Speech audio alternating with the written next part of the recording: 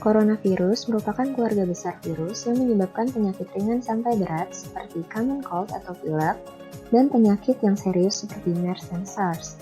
Penularannya dari hewan ke manusia atau zoonosis dan penularannya dari manusia ke manusia.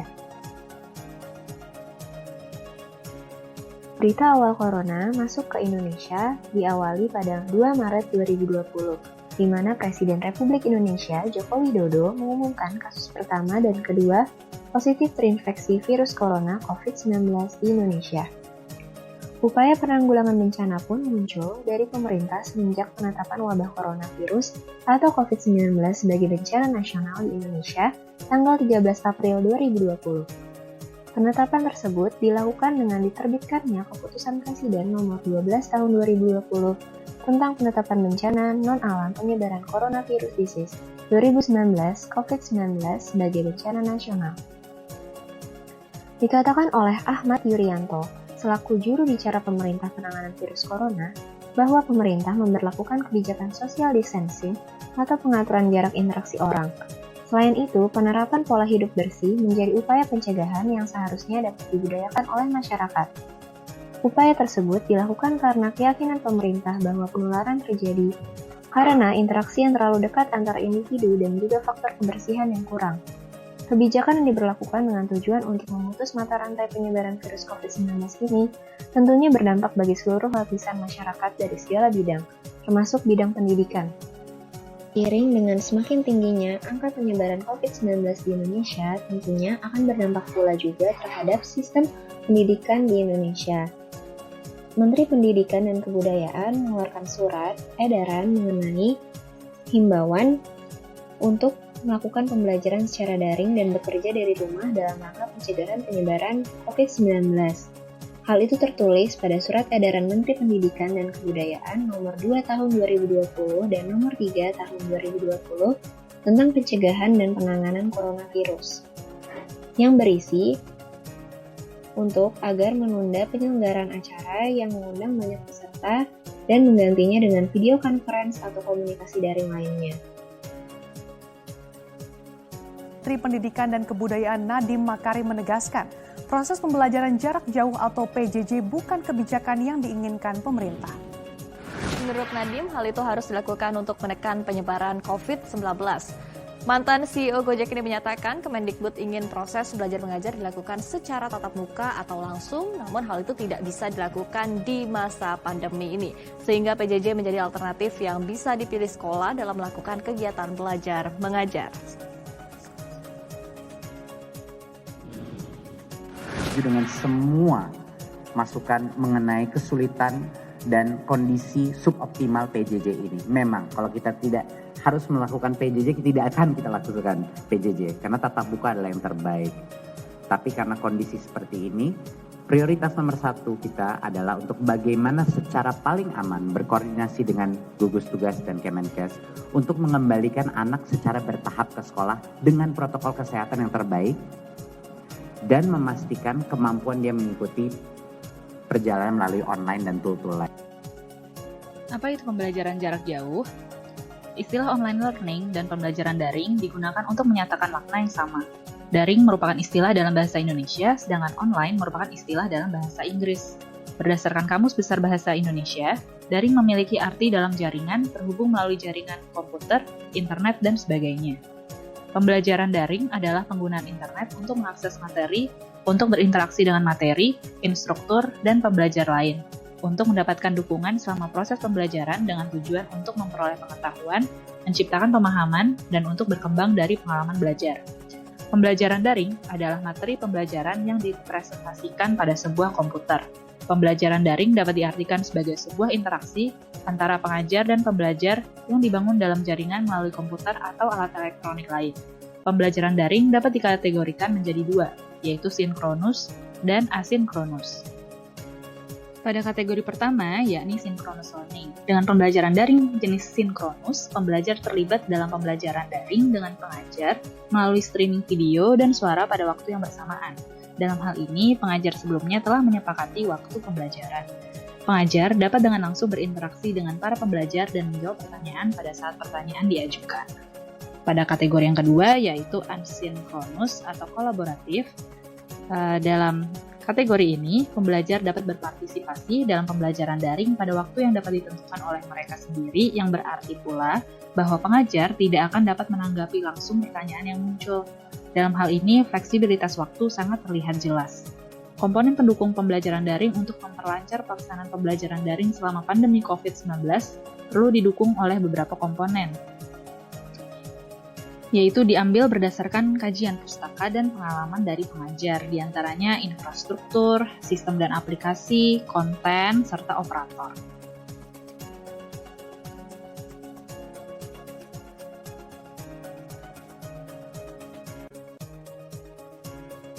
Adapun dampak positif diadakannya pembelajaran PJJ ini adalah yang pertama yaitu memicu percepatan transformasi pendidikan. Sistem PJJ yang berbasis teknologi tentu mengharuskan lembaga pendidikan, guru, siswa, bahkan orang tua agar cakap teknologi. Hal ini memicu percepatan transformasi teknologi pendidikan di negeri ini. Hal ini pun berdampak positif karena penggunaan teknologi dalam pendidikan selaras dengan era revolusi industri 4.0 yang terus merangsek naik. Selanjutnya, dampak positif yang kedua yaitu muncul banyaknya ide dalam mengembangkan aplikasi pembelajaran online. Percepatan transformasi teknologi pendidikan karena pandemi corona membuat berbagai platform meluncurkan berbagai aplikasi belajar online guna mendukung PJJ. Banyak munculnya aplikasi belajar online membuat belajar dari rumah tetap dapat dilakukan dengan efektif. Aplikasi-aplikasi belajar online dikembangkan dengan penyediaan fitur-fitur yang memudahkan dalam melakoni belajar online. Salah satu aplikasi yang memiliki fitur yang keren, user interface yang friendly, teruji, dan andal adalah aplikasi e-study. Aplikasi ini menjadi salah satu solusi pembelajaran jarak jauh yang sangat recommended untuk digunakan. Positif yang terakhir yaitu membuka peluang penerapan ilmu di tengah keluarga. Saat semua sekolah ditutup dan belajar di rumah, hal ini menjadi kesempatan bagi peserta didik untuk menerapkan ilmu di tengah keluarga, baik hanya sekedar membuka diskusi kecil atau dengan mengajarkan ilmu yang diperoleh pada keluarga. Ini berperan penting dalam meningkatkan pemahaman peserta didik terhadap suatu ilmu dengan cara aplikasi secara langsung. Ilmu yang diaplikasikan secara langsung akan memberikan pengaruh tidak hanya pada yang mengaplikasikan, namun juga bagi yang menerima pengaplikasiannya.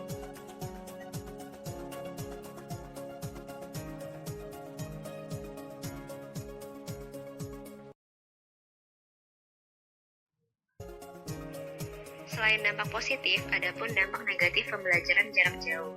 Dampak yang pertama ialah ancaman putus sekolah. Resiko putus sekolah dapat terjadi dikarenakan anak terpaksa bekerja untuk membantu keuangan keluarga di tengah krisis pandemi COVID-19, termasuk dipicu oleh banyaknya orang tua yang tidak bisa melihat peranan sekolah dalam proses belajar mengajar apabila proses pembelajaran tidak dilakukan secara tatap muka. Dampak yang kedua ialah penurunan pencapaian belajar. Perbedaan akses dan kualitas selama pembelajaran jarak jauh dapat mengakibatkan kesenjangan capaian belajar, terutama untuk anak-anak dari sosioekonomi yang berbeda. Studi juga menemukan bahwa pembelajaran di kelas menghasilkan pencapaian akademik yang lebih baik dibandingkan pada saat pembelajaran jarak jauh. Yang terakhir, yaitu adanya resiko kekerasan pada anak dan resiko eksternal. Tanpa sekolah, banyak anak yang terjebak di kekerasan rumah tanpa terdeteksi oleh guru. Selain itu, ketika anak tidak lagi datang ke sekolah, terdapat peningkatan resiko pernikahan dini, eksploitasi anak, terutama anak perempuan, dan kehamilan remaja.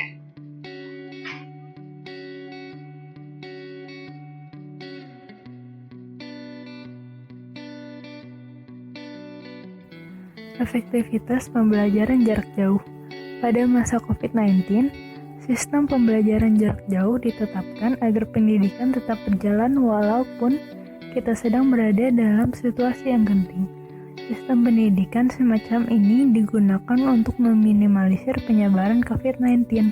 Meskipun didasarkan sebagai solusi atas situasi pandemi COVID-19, sistem PJJ juga seharusnya dapat dijalankan secara baik dengan memperhatikan nilai keefektivitas dalam pembelajarannya. Salah satu permasalahan yang paling sering ditemui dalam PJJ yaitu pemberian tugas yang begitu banyak serta strategi pembelajaran yang dinilai kurang tepat. Untuk mencapai tujuan keefektivitas pembelajaran, ada berbagai hal yang harus diperhatikan.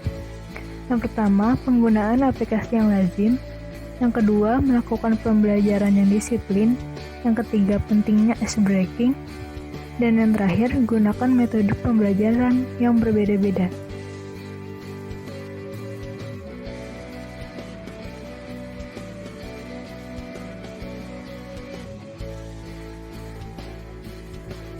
Pandemi COVID-19 membuat pelajar dan mahasiswa di Indonesia harus mengikuti pembelajaran jarak jauh atau PJJ. Sekolah dan kampus ditutup demi mencegah penyebaran virus ini. PJJ dilakukan secara daring, dari rumah dan menjadi alternatif pilihan agar semua tetap mendapatkan ilmu. Namun, suasana rumah tentu jauh berbeda dengan sekolah maupun kampus. Oleh karena itu, terdapat beberapa tips agar proses pembelajaran secara online dapat memberi hasil yang optimal. Pertama, carilah waktu dan tempat yang nyaman untuk belajar. Kedua, membangun support system. Selain belajar mandiri secara online, disarankan agar pelajar tetap memiliki sistem pendukung. Yang ketiga, banyak mengulang agar proses penggendapan hasil belajar dapat diserap secara optimal, atau bisa disebut juga dengan repetisi. Dan yang keempat, dukungan dari orang tua yang ada di rumah.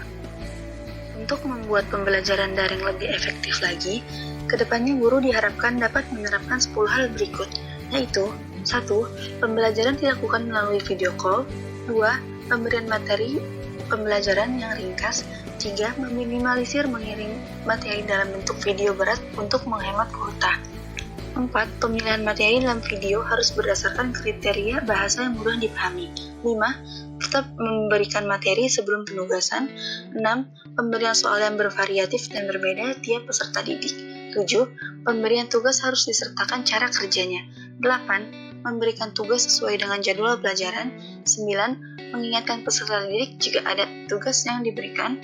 Dan yang terakhir, mengurangi tugas.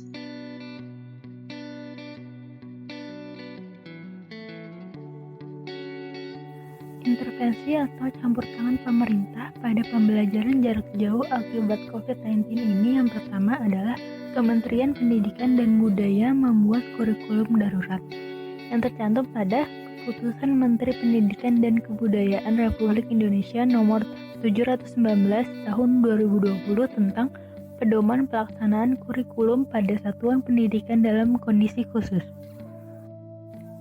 Yang kedua, pemerintah mengambil tindakan yang telah ditulis dalam surat edaran.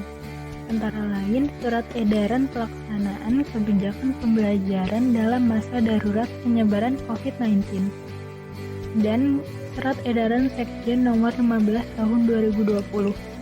Salah satu bentuk intervensi pemerintah di dalam surat edaran nomor 15 tahun 2020 yaitu memberi media pembelajaran kepada pelajar.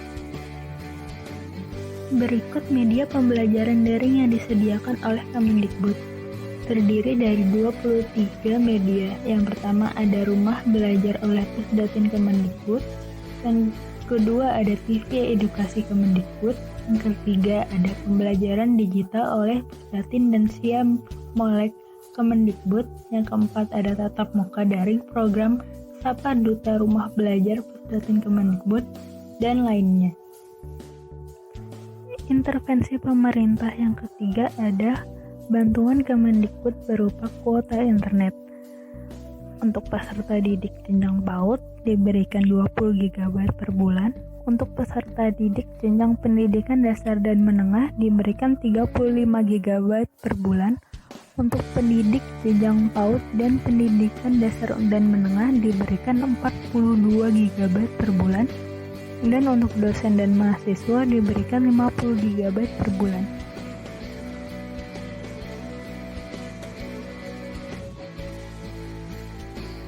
Pembelajaran jarak jauh dilaksanakan sampai akhir tahun. Kementerian Pendidikan dan Budaya membuat skenario belajar dari rumah sampai akhir tahun untuk mengantisipasi penyebaran COVID-19 yang belum berakhir ini.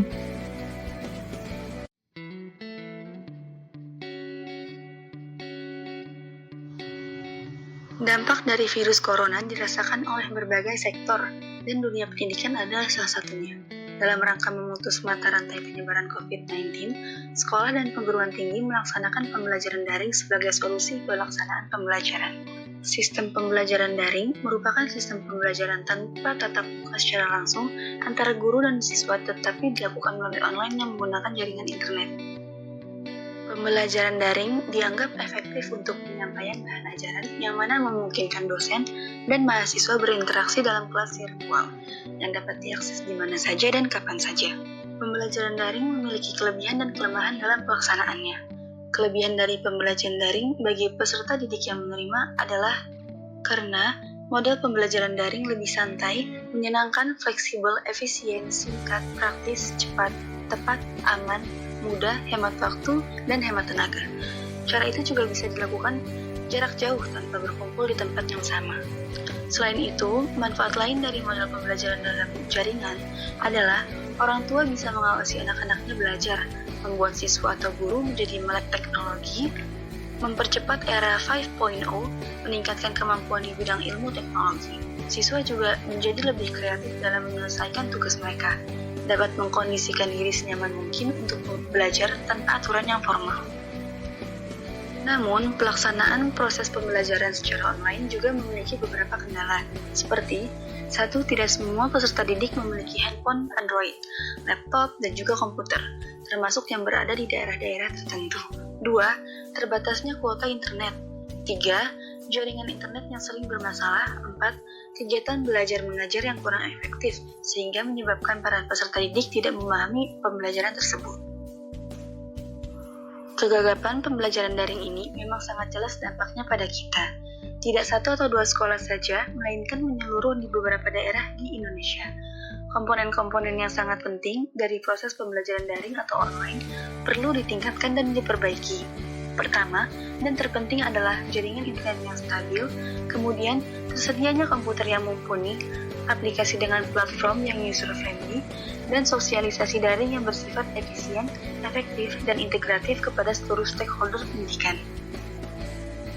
Di samping itu, kesuksesan pembelajaran daring selama masa pandemi ini tergantung pada kedisiplinan semua pihak. Oleh karena itu, pihak sekolah perlu membuat skema dengan menyusun manajemen yang baik dalam mengatur sistem pembelajaran daring.